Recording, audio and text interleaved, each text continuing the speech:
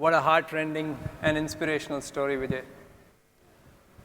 Our next speaker is a soldier at heart who not only fought valiantly at the Kargil War, but when debilitated by severe injuries and near-death experiences in combat, just decided to fight back and create a life which most people in his situation would not have even dreamt of.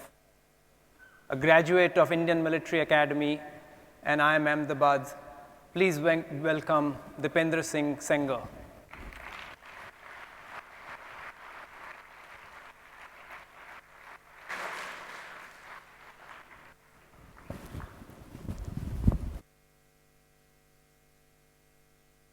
The stage couldn't have been set up better without, I'll say, Vijay's story. So I'll take a word from his story and I'll ask you a question. Wasn't the lunch awesome today? Oh, that was an awesome response. Okay, so after a heavy lunch, we need some light personal stories, stories of some ordinary men like me. But we have to make it interesting. To make it interesting, we will focus on the arrogance in the story. We'll focus on the arrogance of youth, arrogance of ignorance, arrogance of naivete. The story started in a small town in central part of India.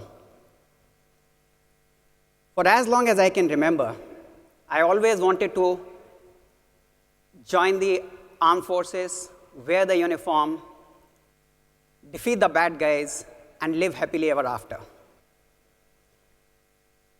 I was packed off to a military preparatory school at a very young age. Physically, I was one of the tiniest in the batch of 60. Even when I got commissioned at the age of 20, I was less than 100 pounds. And naturally, with this kind of a tiny frame, I was medically rejected for being underweight. And I had to cross that hurdle too.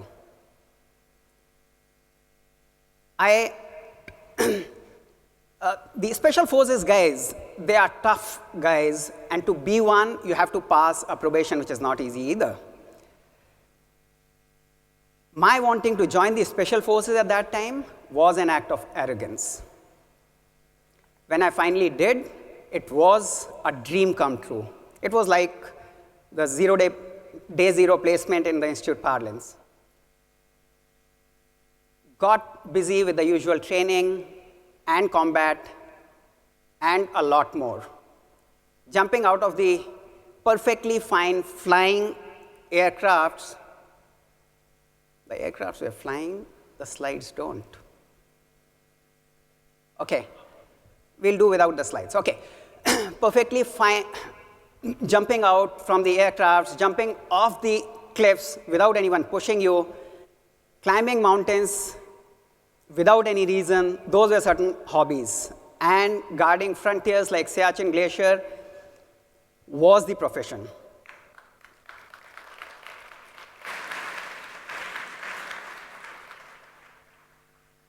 In February 1998, in a very close firefight, I got multiple gunshot wounds.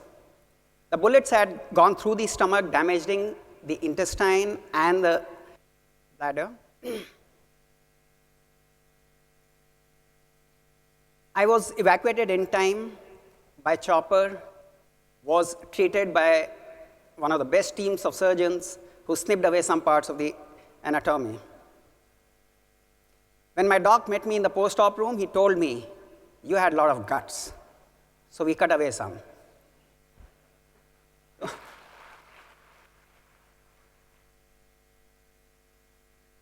I was also told that, now it works. I was also told that my days of soldiering will have to be put on hold because I'll have to wear a colostomy and a urinary bag. The arrogant me was not happy. But luckily for me, I had not read the same books as the doctors. So with some help and a lot of paperwork, I was able to get out of the hospital within 3 months. And within 1 year, I was back in action, leading my team in some remote part of the country.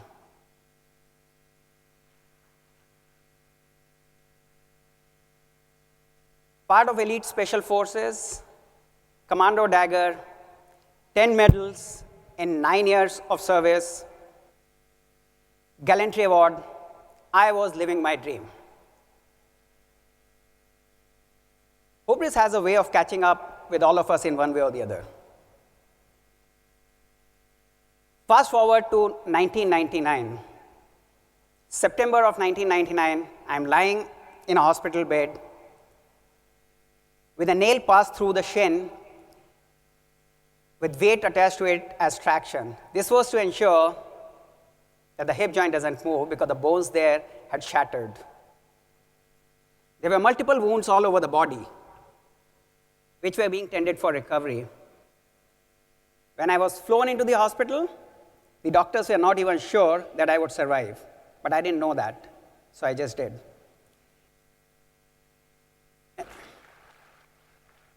I couldn't move any part of my body, but I was thinking, I've been here, I've seen all this. Weren't the injuries of last time also life-threatening? I'll be out of this place in no time. I remember the first call I made on regaining consciousness was to my commanding officer, requesting him not to appoint any other team commander because I'll be back. That was my arrogance. But then a doctor walks into the hospital room on that fateful day in October and congratulates me for being alive and pronounces his verdict: clinical, direct, and brutal. He said, "You will never walk again." I was shaken. Doctor's verdict shook the arrogance out of me. It meant that I would be on a wheelchair or at best on crutches for the rest of my life. My world had turned upside down. I didn't sleep that night with one strange feeling for the first time in my life. I have lost everything. But by morning, I had another echo in my mind. Not everything, not yet. I had taken a decision. I had decided that I would quit the armed forces and join the corporate world.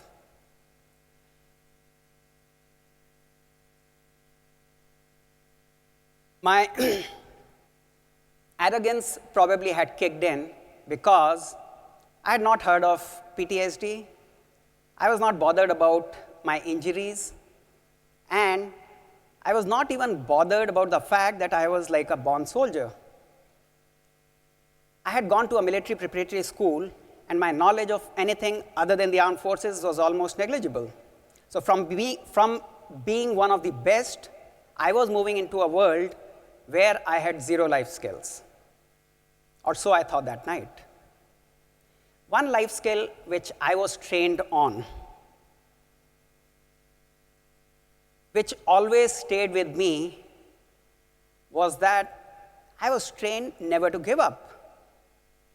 Remember, this was end of 1999, where the whole world was talking about Y2K millennium bug. And there was one institute 2 kilometers from our hospital, which was offering to take you from basics, to start from the basics, and make you an IT pro in a span of 2 years. I promptly enrolled in the program.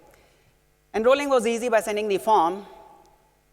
The problem of how to get to the institute needed to be solved. One officer came forward, volunteered to take me in his car, but I still had some more help which I needed. I needed to be lifted from the hospital bed to the car, and from car to the classroom. But I had it all sorted out in my mind. And there were solutions galore. There were some able-bodied patients who came forward, and I started attending these bi-weekly classes. The stunts of mine, they increased the pain, but the mental decision trumped all that. I realized that the pain of disappointment was much larger than the pain of discipline which I was undergoing, and hence, I just soldiered on arrogantly. The second trait which I see myself in is about the arrogant optimism. I couldn't have chosen the outcome of the firefight. I couldn't have chosen the degree of incapacitation due to my wounds. The only thing I could have chosen was how I react to what came my way. I remember one incident very clearly. In one of those IT classes, the teacher asked a problem and nobody answered. She threatened that she would call someone out of the class in the front and ask us to solve the problem. I sheepishly looked at the guy next to me. I said, I don't know the answer. He casually responded, she'll never call you. What he actually meant was, she will never call you because you can't even stand. That hit me. But it actually hit me in a very positive way. I realized it was not me who was bothered, worried, or even aware of my own physical limitation. I had won. It was 3 months after the injury, and the mind had still not registered that something in life had changed and changed permanently. That day I realized I'm supposed to stay this way, arrogantly optimistic. Now, I'll move to how I retain this arrogance.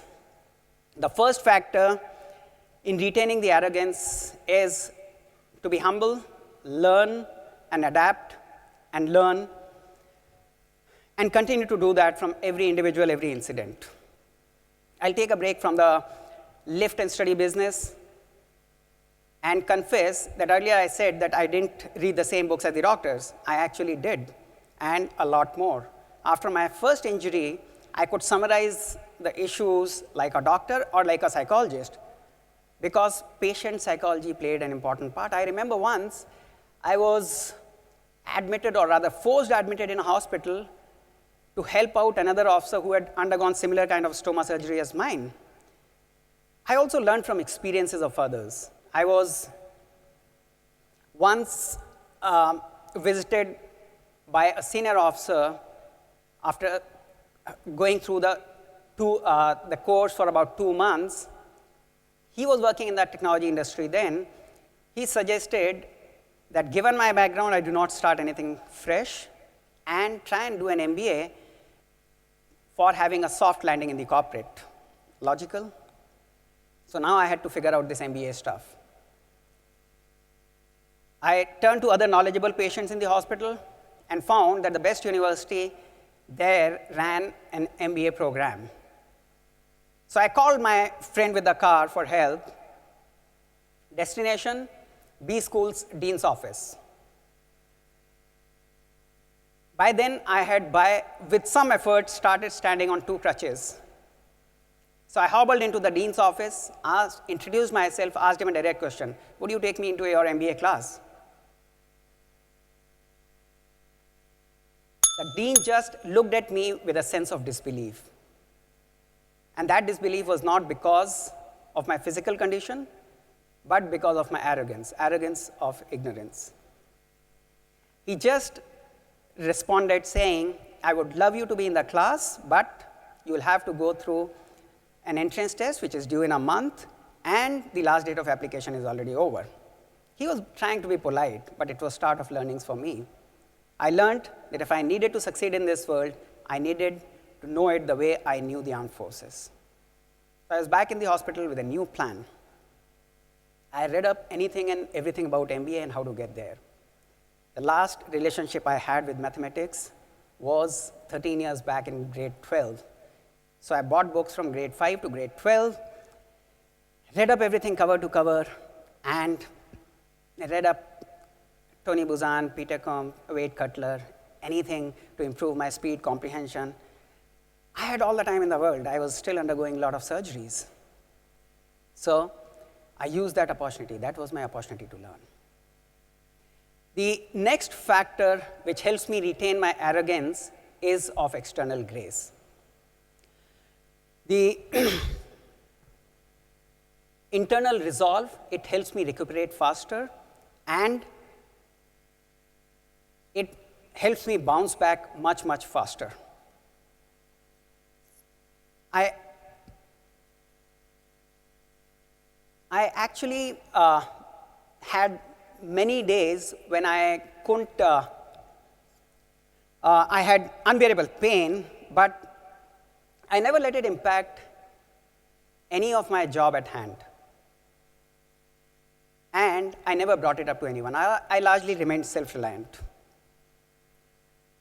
I moved from being in the hospital for 1 year, getting the body parts reconstructed, replaced, to being declared 80% medically disabled, to 2 crutches, to 1 crutch, to being normal. But I kept looking for the next milestone with acceptance of both successes and failures with the same grace. The third factor, which I think is the most important one, is of the support network which I got.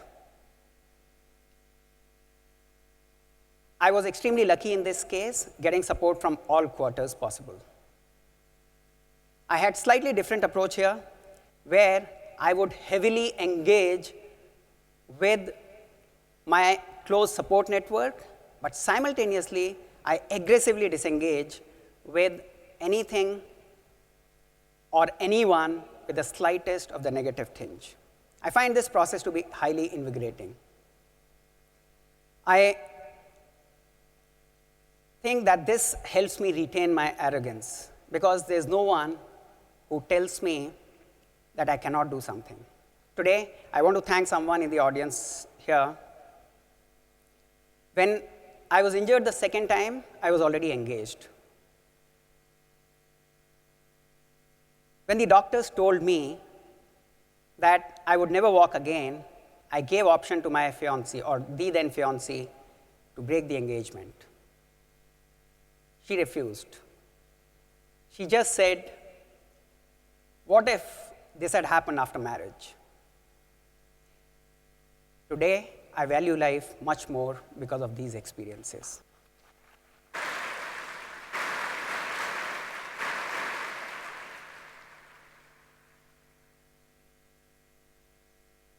I'll finish with a few lines from Invictus, and I'll just keep it to the last two. I am the master of my fate. I am the captain of my soul. Thank you.